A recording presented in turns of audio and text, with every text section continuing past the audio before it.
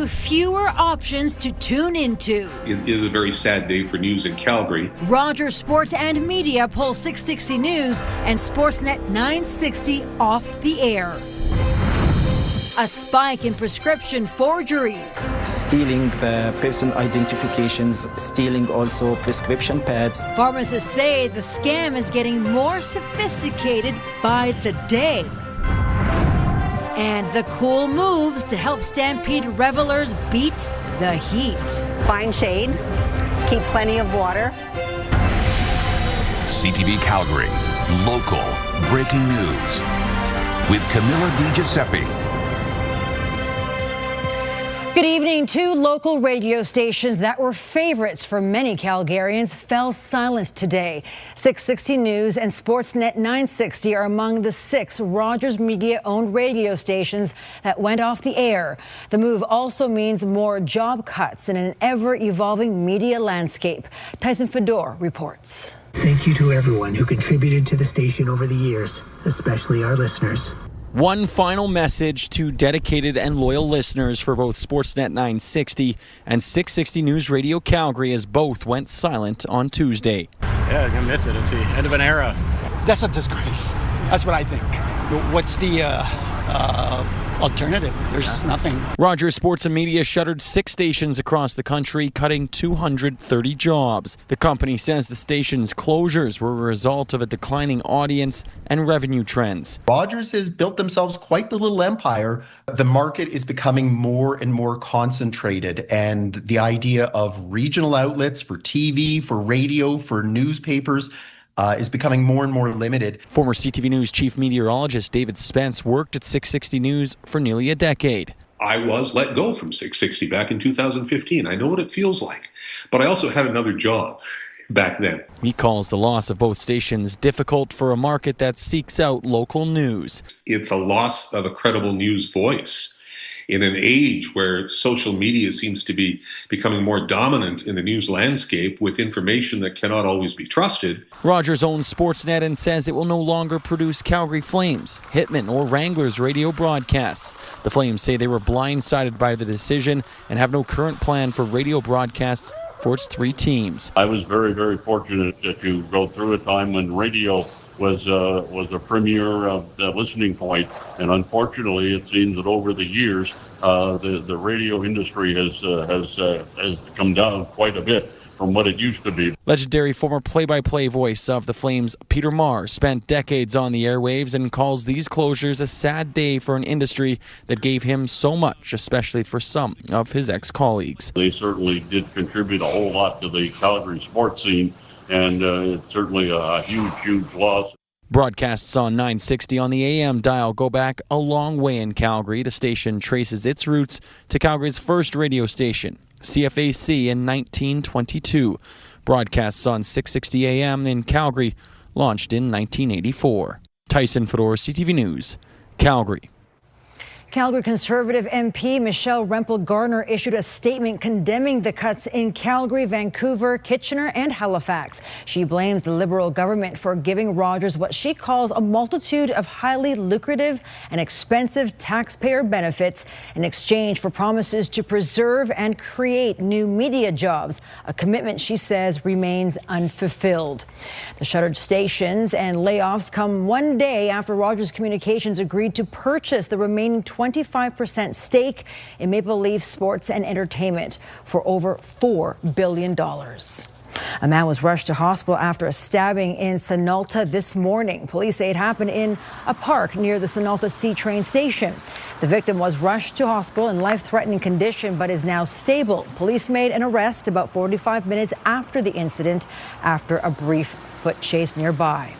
Chestermere RCMP are trying to identify this man. He's accused of 2 incidents of indecent acts. One happened on June 3rd near Steve King Memorial Dog Park. The other June 19th at Anniversary Park. RCMP would like to hear from anyone who recognizes this man. There was a big rock fall in Banff National Park this morning. No one was hurt when a large number of boulders broke loose in the Rundle Rock area. That's a popular climbing area in the park. Emergency crews responded and closed off the area. They are asking people to avoid the Bow Falls and Golf Course Road in the park. Geotechnical experts will assess whether any more boulders may be at risk of falling. The river safety advisory has been lifted in Calgary for the Bow and Elbow rivers. Flow rates have dropped on both rivers, but there's still reduced visibility. The aquatic rescue team is continuing to patrol waterways as a precaution. Boaters must wear life jackets, have a safety kit, and should not tie boats together.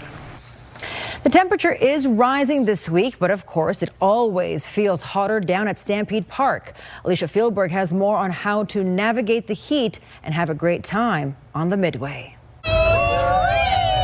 Ice packs and fans are almost part of the uniform for Chinook Country line dancers, who have a lot of experience dealing with the heat at Stampede Park. It is hot, especially on the tarmac and the cement. It radiates heat.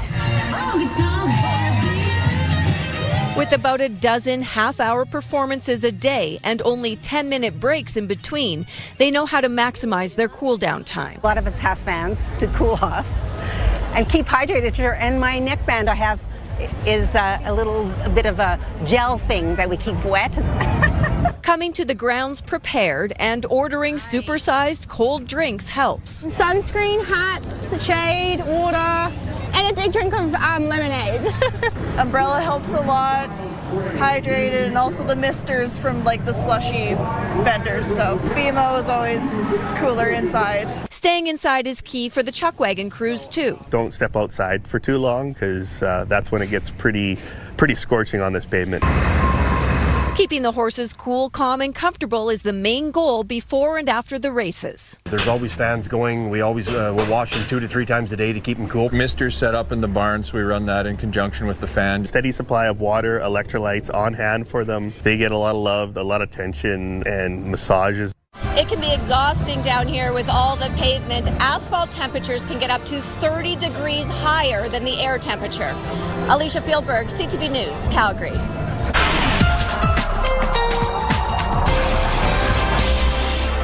Danielle is in with our first look at the weather. We are entering this extended stretch of hot summer weather, but you gotta be smart. I mean, you want to get outside, but maybe just be a little smart with the way you play in the heat. Yeah, know your outs, right? Like, so when you're getting hot from the sun, know where you can go to cool down. For example, if you're going down to Stampede, there's the beautiful new BMO Center with a bunch of air conditioning. So take a break in there at times. You know, the shade, there's the misters at Stampede.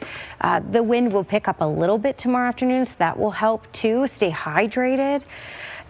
Just be smart, as Cam says, in this heat. 27 degrees should be our daytime high for tomorrow, which is warmer than what we had today. Small chance of seeing a little sprinkle. Most likely that will be activity that stays to the north of us. Your full forecast, your full hot forecast is just ahead. All right, Danielle, thank you. Alberta's energy sector is in a good position to continue growing in the sector. That's according to Deloitte report forecasting increased production supported by planned pipeline expansion. And as the geopolitical uncertainty surrounds the Middle East, Canada is in a favorable position. Tyler Barrow has more. Alberta's energy sector is on strong footing. In a report from Deloitte highlighting Canada's record-setting exporting levels, there is room for expansion. We might see a growth mandate for the next decade and the recognition that Canada is blessed with a lot of resources and a lot of energy. The report says global energy markets remain unsettled due to geopolitical conflicts, but Alberta's oil industry has been resilient. The Deloitte report forecasts added export capacity of up to 800,000 barrels per day by 2030, much of which could be en route to Asian and European markets. I think we're just going to see a little bit of a shift in the next 5 years of maybe not everything is going to come from the Middle East. According to the study, WTI prices will average $80 US this year before bouncing between $65 and $75 a barrel for a 6-year period starting next year. According to one oil and gas expert, oil prices can now be relatively low and still produce profits in the oil sands.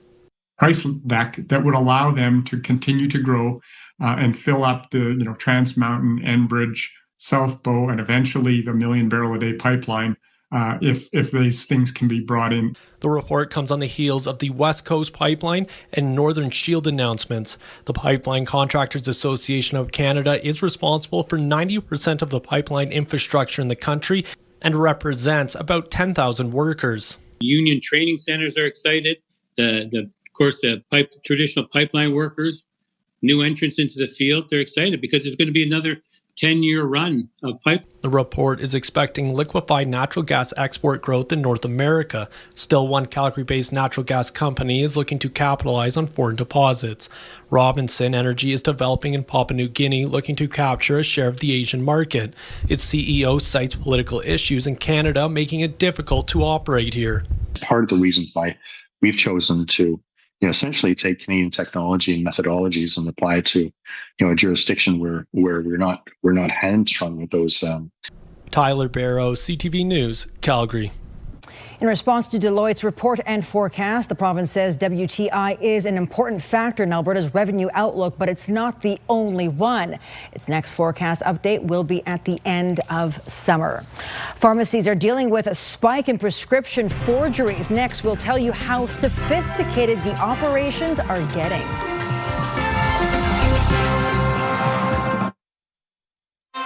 You're watching CTV News, Calgary.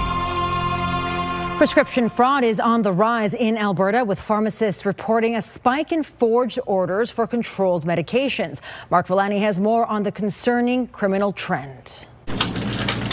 It was supposed to be a routine prescription for a new patient, but this Calgary pharmacist noticed some odd instructions to take a much higher dose than usual. Something is not right here. Wassam Sakura received an order for oxycodone from someone who lives far from his Edgemont pharmacy. He declined to fill it, instead reporting it to Calgary police investigators, who found out the prescription was forged by a fraudster. It's really concerning. It involves stealing the person identifications, stealing also prescription pads. The Alberta College of Pharmacy says 132 attempted prescription forgeries have been reported province-wide over the first 6 months of the year, nearly matching the total number for all of 2025. Calgary police are seeing a spike, confirming 35 reports of prescription fraud so far in 2026, marking a 25% yearly increase. In 18 of these cases, prescription drugs were dispensed. They make the prescription looks very authentic, very legitimate. They are even good now in tailoring the prescription to conditions. Addiction experts say the high street value of some medications for trafficking purposes could be driving more forgery attempts. Also, challenges accessing pain care and restrictions on doses for opioids. And because of these different pressures, it could be that these individuals are seeking more prescription opioids for personal use. Artificial intelligence is also sparking concerns. Alberta's Privacy Commissioner flagged fraud concerns with changes to Alberta's driver's license to include healthcare numbers. Getting your healthcare number independently was quite a bit more difficult to do in the past. Will be much easier now with the new licenses. In a statement, Calgary police say prescription forgeries happen far more frequently than is reported. Pharmacists can play a critical role in preventing fraud by confirming prescriptions are authentic and identifying suspicious behaviors. But it also takes everyone to stay alert. Be aware whenever we receive any prescription. Mark Villani, CTV News, Calgary. Pharmacists say oxycodone and other controlled opioids or ADHD medications top the list for prescription forgeries. The province is warning about scam text messages making the rounds about your Alberta health card. Fraudulent messages falsely claim physical health cards are becoming obsolete and people need to transition to electronic cards. Those messages are scams and people should not click on any links. The province says it will never send unsolicited text messages asking for personal or financial information. Anyone who receives the message should delete it and report it as spam. Mount Royal University confirms some student and staff data was stolen during a cybersecurity breach. The cyber incident happened on June 18th. Today, the university revealed some data was taken and deleted, while departmental information was simply deleted without being accessed. It says full data recovery may not be possible. The school is now notifying those who are impacted. Some are being offered 2 years of credit monitoring and identity theft protection. Last night, we told you about an arrest made in a $250,000 copper theft in southeast Calgary. But the company's owner says that price tag only tells part of the story. Kevin Green explains. When Austin Bank walked into one of his storage buildings at Cryptotherm late last year, he says the damage was obvious right away. We got generators with their fuses and their control cables all removed. And it's basically, the deeper we went, the more copper we found was gone. But the damage went far beyond just the stolen metal. A massive transformer tipped over, oil drained, copper bus bars gone, cables ripped out of CNC machines, welding robots, and generators. Oh, it's extremely frustrating. We've spent hundreds of thousands of dollars on security system improvements. We've spent millions of dollars on insurance, and they still just keep coming. Police say the theft of metal, especially copper, is on the rise again. It is. It kind of comes in waves, and certainly we've seen of late an increase in copper thefts. Kind of started last year and it's continued. Cryptotherm builds and operates Bitcoin miners powered by gas well flare stacks. Bank says his rural sites have been hit hard too, and there the losses run even higher. They take out the control wires, they take out the power lines, and they shut the whole plants down. Now, our plants are down, all the upstream producers are down, and some of these plants never recover. Alberta updated scrap metal regulations in September last year to require enhanced reporting, but police say not all dealers play by the rules. There are reputable metal recyclers, and there are less than reputable recyclers that are around. Some are registered with the city, and others are kind of working off the side. In the latest theft at Cryptotherm, one person has been arrested. He was tracked through DNA evidence from this bloodstain left at the scene. Police are still looking for two more of the thieves. Kevin Green, CTV News, Calgary. Well, we're in for a hot stretch. Our Danielle Savoni's up next with her Skywatch forecast, and she'll dig into the details and those temperatures flirting with the 30-degree mark.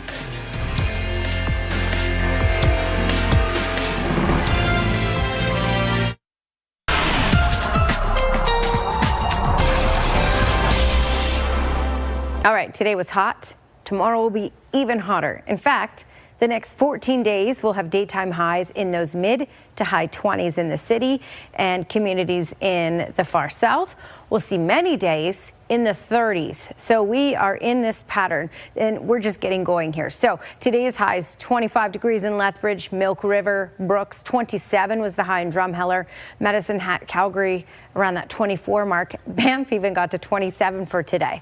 Okay, upper air analysis. This is basically the pattern we're going to be stuck in for the next 2 weeks. So the heat is here. It's here to stay. It'll be a little more reasonable on Thursday, but outside of Thursday for all of this week, you're looking at those mid-high 20s. And with the humidity at times feeling closer to that 30 mark. All right, so high pressure in place. We have stable weather right now.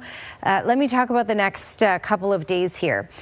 For tomorrow, there will be a lot of sunshine out there in the morning hours for most communities, Calgary included, for southern Alberta. And then later in the day, there will be some development along the QE2 and tracking off to the east. So Drumheller, Hanna, Oyen, Coronation, you have the best chance of seeing any sort of activity out there. This will be very isolated, very brief if you get it, but there is the risk of thunderstorm activity. Calgary, very small chance of seeing that for tomorrow. And then on Thursday, there will be a little more cloud cover out there. Temperatures won't be able to get as warm on Thursday, so it will feel a little more reasonable and less hot Thursday because of this. There will be development once again of thunderstorms. It looks like it will be mainly Innisfail and up, and then it will track off to the east. So there's a small chance of seeing a couple of raindrops in Calgary later on Thursday. But again, we're just looking at that 30% chance. Most likely you're not going to run into anything at all, and you're definitely going to get a lot of sunshine, as you can see over these next 5 days. So tomorrow, mainly sunny, very small chance of a late day shower in Calgary. Most of that activity will be north and east of us. 27 is the high, so hotter tomorrow than what we had today. 24, so a little more reasonable. That's more like what we had today, for example, and more cloud cover. There will be some sunny breaks, but this will feel a little more reasonable out there because of the more clouds, and temperatures won't get quite as hot. And then we're back up there again. 26 at least for Friday, and high 20s, 27 for Saturday and Sunday with a lot of sunshine. Lots indeed. Thank you, Danielle. Yesterday's treasure could be yours tomorrow if the price is right. Next, the owners of a central Alberta antique store are looking for someone to take over, but there's a catch. There's the horn. It's a quick start right across the board. Jason Glass skins that 3-barrel and misses the bottom barrel, and he is out of here with the lead, but it's Chad Fike that's going to go for the rail. This is heat number 8 at the Rangeland Derby, and it would be the fastest on night 5. Jason Glass, Chad Fike, and Aubrey Motto-Willow charged down the track, with Glass pulling out in front. The 2-time Rangeland Derby champ would take the fastest time of 1:10.45 and $6,500 in prize money. The sizzling sound of pancakes as Market Mall hosted its 57th annual community pancake breakfast. As many as 7,000 people filled up on pancakes and sausages this morning, made by the Stampede Caravan Committee. The volunteer-run Stampede group takes over 2 locations each day to flip flapjacks. They will be at South Centre Mall and the Calgary Airport tomorrow morning. 2 Alberta antique store owners are ready to part with their entire collection, one that's taken them years to accumulate. Curtis Goodrum reports. 50 kilometers south of Edmonton, on the main street of Kalmar, sits yesterday's treasure. An antique store with thousands of items. This is one of my favorite stores. It's the best store in Kalmar? Yes, it is. It began 8 years ago, after the owners emptied their house. We had been passionate collectors for so many years. We had a house full of treasure, and we didn't ever sell anything. The store is a treasure hunt of sorts, with items ranging from anvils to magazines and toys like this Raggedy Ann doll. The owners say their favorite part is unlocking memories. It's when you walk around, you see an artifact that you remember from your childhood, from Grandma's house or your auntie's house, and you're immediately drawn back to that feeling you had. A lot of the stuff that we sell in the store today was sold 70, 80 years ago in this very store. While their passion for antiques remains, the owners are selling the store, lock, stock, and barrel, so they can focus on other projects. Aside from the asking price of $500,000, the next owner will have to meet one key requirement. Whoever buys this place needs to share that passion, and honestly, we feel that that is a criteria, because this place will not succeed. The owners say the store provides a space for the community.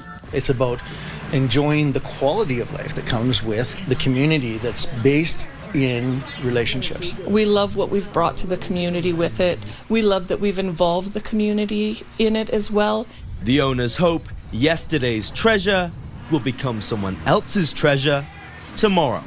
Curtis Goodrum, CTV News, Kalmar. All right, that's it for us here at CTV News at 11:30. Thank you so much for watching. Have a great night.